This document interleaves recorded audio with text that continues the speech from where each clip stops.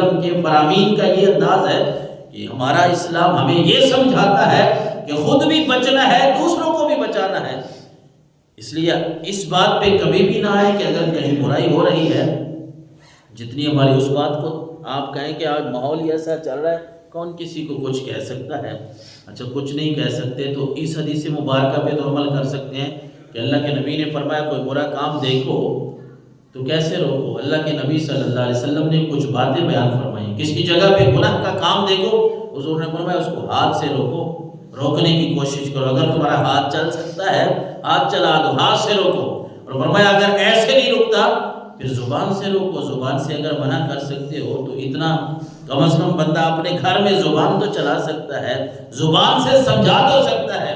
پھر سرکار دو عالم صلی اللہ علیہ وسلم نے فرمایا اگر ایسا نہیں ہے تم ہاتھ سے بھی گناہ کو نہیں روک سکتے، زبان سے بھی نہیں روک سکتے، تو پھر فرمایا دل میں برا جانو۔ اور ساتھ ہی فرما دیا کہ اتنی اگر تمہاری طاقت نہیں ہے تو یہ ایمان کا کمزور ترین درجہ ہے کہ تم صرف دل میں برا جان رہے ہو، کسی کو کہہ کچھ نہیں سکتے۔ ہم اس بات کو تو پلے باندھے نا کہ کم از کم اگر برائی ہو رہی ہے اس برائی کو روکنے کی کوشش کریں۔ کیسے؟ اچھا زبان اور ہاتھ سے اگر ہم نہیں روک سکتے کسی کو کہہ تو سکتے ہیں، کیونکہ ایک طرف یہ بات ہے کہ اللہ کے نبی صلی اللہ علیہ وسلم نے فرمایا جس نے کسی مسلمان کا پردہ رکھا دنیا میں، اس کے عیب پہ پردہ رکھا، کل قیامت والے دن اللہ اس مسلمان کے عیبوں پہ پردہ ڈال دے گا۔ لیکن یہ میں نے پہلے بھی کسی موضوع پہ عرض کیا تھا کہ یہ تو اس بندے کی بات ہے جس میں کوئی گناہ پایا جاتا ہو، کسی کا گناہ دیکھیں اس کو چھپانے کی کوشش کریں، لوگوں کو نہ بتائیں، ظاہر نہ کریں۔ لیکن اگر گناہ ایسا ہے کہ دوسرے لوگ بھی اس میں ملوث ہوں گے، ہم نے کسی ایک بندے کا گناہ دیکھا، ایسی برائی اس کی دیکھی ہے کہ اگر نہیں روکیں گے تو دوسرے لوگ بھی اس میں ملوث ہوں گے،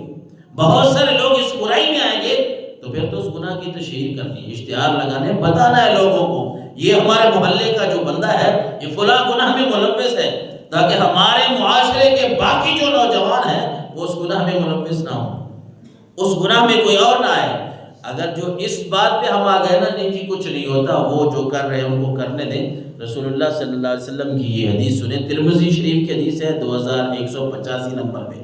ام المومنین حضرت عائشہ صدیقہ رضی اللہ تعالی عنہا سے یہ روایت ہے، اب فرماتے ہیں کہ اللہ کے نبی نے فرمایا یکون فی آخر الامہ خسف و مسخ و قذف۔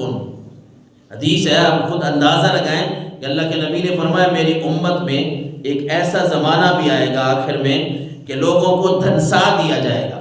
ومسخ، اور لوگوں کے چہرے جو ہیں وہ ختم کر دیے جائیں گے، مسخ کر دیے جائیں گے، بگڑ جائیں گے چہرے، وقذف، آسمان سے پتھر بھی برسیں گے۔ اللہ اکبر، استغفر اللہ العظیم۔ تو حضرت ام المومنین عائشہ صدیقہ فرماتی میں نے عرض کیا قلت یا رسول اللہ نہلک وفینا الصالحون، اے اللہ کے نبی یہ کیسے ہو سکتا ہے، حالانکہ ہمیں اس وقت نیک لوگ بھی تو موجود ہوں گے نا، چلو برے کام کر رہے ہیں لوگ، برائیوں کی طرف ہیں تو نیک لوگ بھی تو ہوں گے، وفینا الصالحون، ہمارے اندر نیک لوگ ہوں گے۔ حضور نے فرمایا نعم، ہاں نیک ہوں گے، اذا ظہر الخبث،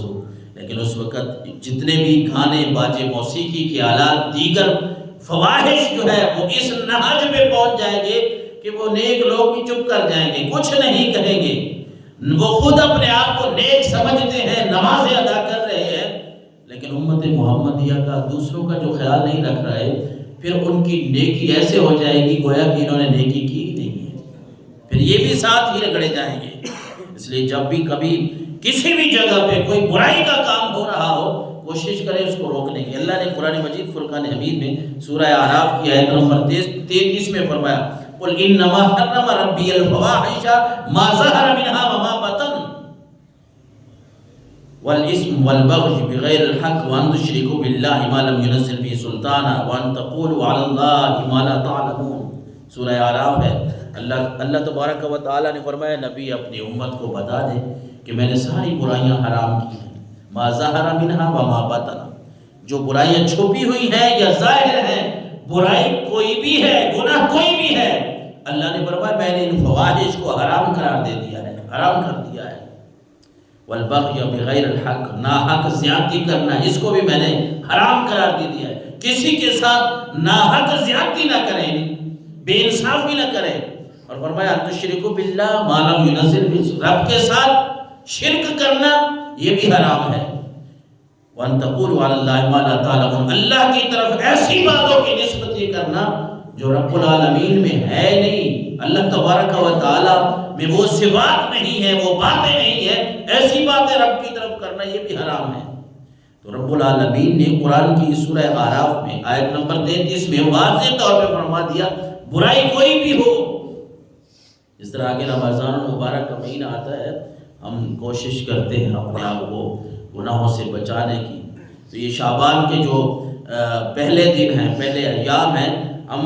پہلے گناہ ویسے ہی نہیں کرنا ہے۔ یہ تو نہیں ہے کہ شعبان رمضان آئے تو ہم گناہوں سے بچیں، گناہ سے تو ساری زندگی بچنا ہے، برائیوں سے، فواحش سے، لیکن خصوصاً ہم یہ اہتمام کریں کہ رمضان مبارک کے جو روزے رکھنے ہیں، اللہ تبارک و تعالیٰ کی جو عبادت کرنی ہے، اس سے پہلے کو اپنے آپ کو پاک صاف کرنے کی کوشش کر لیں، طہارت کر لیں، اپنی پاکیزگی کا اہتمام کر